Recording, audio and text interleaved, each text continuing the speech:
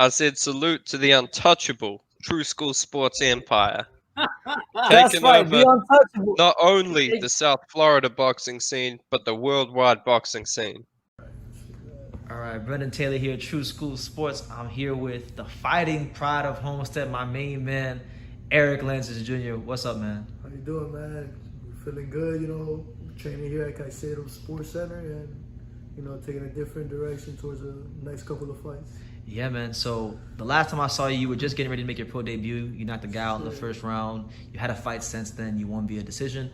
You didn't knock the guy out, but you told me you hurt him every single round. Every single round, I had him on the verge of a knockout. I had major blue balls after that fight. And then, just had to get back to the drawing board. And I felt like if I would have just boxed more and let him come forward, I would have caught him with a nice, counterpunch and, ended the night. But, luckily we got the dub. That's what's most important, and ready to make more, bring more great fights to the city of Miami and to, the boxing world.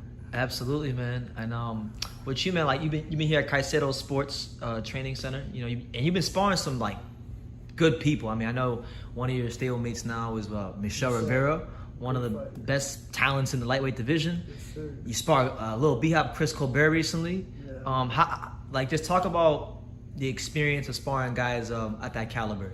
Yeah, I love that, getting that type of work, because that's the type of work that really, it's the difference between, sparring just these regular guys, like, from my city, or just sparring the guys that are really doing it, that are on the next, a couple steps away from getting a title shot.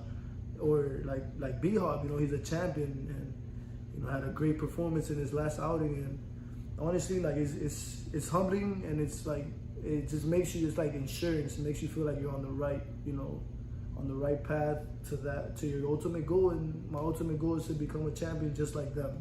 Yeah. We all share the same dream. Absolutely, man. You're a ferocious fighter in the ring, and you come from a very ferocious place. And people who watch me, they may not be familiar with Homestead. So for someone who doesn't know anything about where you're from in Homestead, tell them about Homestead. Man, it all depends on what part of Homestead you're at. But, you got the trenches and you got the little suburbs, But the part that I was raised at, it's more more hood, more grimy, you come up fighting and shit on your way home from school. You get me? A lot of minorities, you feel me? Mainly minorities, because it's more like a low end place of Miami to, it's cheaper to live in. Mm-hmm. And, comes with the territory, a lot of drug dealers, you feel me, gun violence, gang violence, and it's just a tough place to make it out. Not much make it out of Homestead, but luckily, we're on the right path. Yeah. Growing up, the only thing I knew about Homestead was the racetrack, the NASCAR racetrack, which you said you want to fight there one day. Yeah, God willingly, someday we could just pack that stadium, man, and just make history. I got to get the mayor on my side first, Yeah. Make some more noise, and I think it's a possibility, man. Yeah, man. A great thing to do for the city of Homestead. They don't really have, aside from Johnny Torres, not many professional fighters have made their mark in the sport coming out of Homestead. So I plan on being, if not the first, if not I got one of my other boys that trains with me in Homestead. His name is Ernesto Leon. He's gonna make his pro debut soon, and he's another great fighter from Homestead. And I think me and him are just gonna come out and just change the city. Change the city into a boxing city. Yeah, it's looking good so far. Yeah, that would be quite a scene, man. To fight at the Homestead Motor Speedway. Changing that's in the history books for sure. Yeah, man. so that build a statue of me after that. So that's definitely one I'm hoping to see you check off. Yeah, for sure, on the bucket list, man. Now you're getting some good work with these guys. Rivera, Chris Colbert. List goes on and on. I know me and you were just talking now about you said soon you want when you get the chance you want to go to Las Vegas and you want to spar these guys. Yeah, I want to go over there, man, and cause havoc, man. I want to. Who are some guys you want to spar, man? Honestly, man, the top guys, whoever's there, if Devin Haney's there, or if I have no problem stepping in the ring with a high level opponent. It gives me even more energy and more Gets you more excited. Motivated. Yeah, what gets me going, honestly, what makes me the type of fighter I am is because when I see these top guys, I get motivated. I don't get scared. I don't get nervous. I just get motivated. The only like feeling that runs through my body is motivation. Like get me in there with him and get me like I want to see how he hits and if he can take my punch. You know, like I promise you, like, well, I've been in the ring with top guys now, like George Kambosos, and you know he's about to go into one of the biggest fights of his career. And luckily, you know, like I've been in the ring with them, and like you know I didn't feel like out of place. Tagoe. That was You said that Tagoe. Listen, you were just telling me that Tagoe smoke was different. Yeah, his smoke was different because, you know, we had a little animosity outside. You know, we got into some words. We even talked shit to each other, like in the ring while we sparred because we were just going at it. Like, and I think there was a mutual respect there, you know. But he was more like they're both tough guys, but Tagoe just felt like, you know, like he was ready for war, man. Like, would you say from Africa? Out of everybody you spars for, would you say he's like? You don't gotta get too much in detail, but will you say he was the toughest guy you sparred so far? Yeah, Tagoe? Tagoe is, because of Tagoe, he's so unconventional. He's not like the hardest to like figure out. He's just, he gives you different angles and he has power behind it. Not power that's gonna make me back up, but it's power that makes you like, fuck, like it frustrates you. Like It's like subtle? Yeah, like it's subtle. It's like sometimes it's just the angles he gives you are like very awkward. And for me, like, it was just unconventional, you know. But it's nothing that I didn't adapt to. Like towards the end of the sparring, I adapted and I was able to, you know, land some clean shots and make a difference and change the pace of the, you know, the sparring. But, you know, like you said, well, sparring, you know, it's different variables, different factors. What matters is what we do under the lights. Under the lights. And that's what you're training to become a top fighter under the lights. Exactly. You know, I want to make my mark on the sport and, you know, change, you know, boxing for Homestead and for Nicaragua, you know, like, because that's the two big major things pushing me right now, you know, like, and one of the like goals is to make a difference, you know, make a mark. Absolutely. Yeah, man. So like, what's next on your agenda? I know you got a fight coming up soon. Yes, What's in your plans? So April 15th, we'll be taking off to a quick tour over there in Colombia. We'll do 4 fights. You know, hopefully, you know, build up my record and, you know, get me going at a faster pace because in Colombia, you know, they fight more often than here in the U.S. And come back in June, we're going to fight again in Miami, June or May. Probably towards the end of May or early June, we'll be fighting again here in one of the cards of my promoter, Henry Revolta. And I'm very grateful to Henry Revolta, got me started and, you know, he's been helping me out. He's been a great man, you know, and showed a lot of like, you know, everything he said he was gonna do, he's been, you know, keeping his word about it, and I respect that. And but right now the future is bright, you know, anything is possible. We just gotta stay motivated, stay humble, and keep working. You know, that's what we're doing here. Like we come here, I feel motivated by all the other fighters here, like Michelle, like Alain, he's coming up too, as well as I am. You know, Cassius, you know, Negron, King Kong, man, yeah, King Kong. You got the heavyweight smoker here. And it's great, man. It's a great feel, man. I feel way more motivated. I feel like I can go harder, and I just push myself even more here. And when I have like the right, you know, tools, Herman makes me feel great. He won't lie to you. He doesn't sugarcoat shit. Very stand-up guy, and that's what I respect the most, you know. Because like myself, you know, I like the truth. I like, you know, grimy shit. I like to get it out the mud, you know, like. That's why I like my channel. Exactly, you know, we coming up, man, like, and we're gonna do big things in the sport, you know. BT2, True School Sports, man, yeah. We coming the up. untouchable True School Sports. Untouchable, man, undefeated.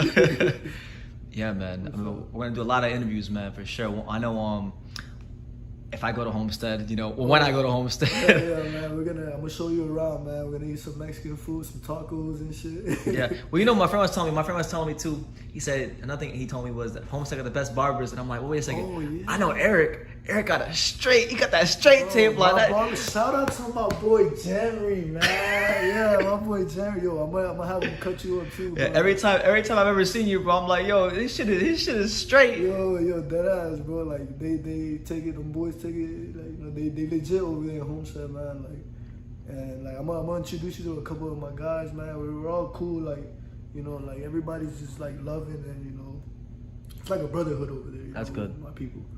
But, you know, it's cool, man. People from Homestead, we just real, you know. We're not fabricated, you know. We're like, you know, just straight to the point, you know.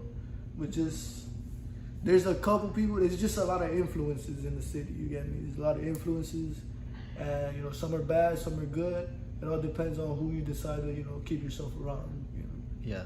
Well, you said it, man. You're a kid with nothing but hunger in your stomach. So, like, for people who aren't familiar with you yet, they're gonna get familiar with you because I'm gonna interview you a lot, and you know, we're gonna go to your fights when you're back here. Yes, sir. But like, why should people follow the career of Erick Lanzas Jr.? Why?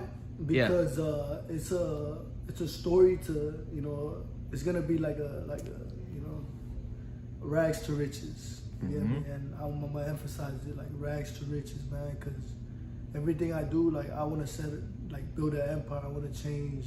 You know, I have these big goals, big dreams, and I have a big drive. You get me? Like I'm gonna give. Looking for the fans, I don't disappoint when it comes to putting on a show. Yeah. So watch me fight because no matter, you're never gonna have a boring night of boxing when I'm in the ring. I tell you that. You know what? I can agree because, you know, I watch a lot of fighters in South Florida, and there's very few that are as ferocious as you. Maybe only one or two I can think of that are more ferocious or as ferocious as you. You know, Erick has a very crowd-pleasing style. He throws a lot of bone-crushing body shots. Has good boxing ability as well. So like, I'm not gonna be surprised if we look year, 2 years, 3 years, 4 years from now, and you're in a fight of the year type of fight. I'd love it, man. I live for it, man. I get chills in my back right now, my arms and stuff, because just thinking about it. Because you know, ever since a child, it's all I wanted, you know. And I admire, I respect more of I respect the fighters that do it the hard way, that have those tough fights, that come out like Oscar Valdez, you know, like shout out to him, you know. That shit motivates me. Like it pushes me to go hard. Like I want to be like those guys, give those fans an unforgettable night. Yeah, like because, a Scott Quigg fight. Exactly, like you go home and like that's all you think about. You're like, damn, like that changed my life. Give people motivation outside of boxing. You get me? Like, because people go through shit on the daily, you know. And us as fighters, you know, we're like literally like the epitome of like fighting for your life. You get me? Yeah. And whether I can motivate you as an athlete or as a regular person, you know, to just keep pushing forward and fighting, then I will happily do so. Yeah, man. What does Erick Lanzas Jr. like to do outside of boxing? Outside of boxing? Yeah. Shit, man. Well, now that I have a girlfriend, I have to. You can't say. You can't. I know what you're gonna say. Yeah, I can't. I think every man likes doing that, but. Right? But you know, like I like to, you know, hang out with my friends, my boys, like my barber and stuff. We're all like friends from high school. We chill, like you know, we play wall ball. You know, wall ball. We play the wall ball on Mondays and shit. I like to eat a lot, man. I fucking love going to the beach.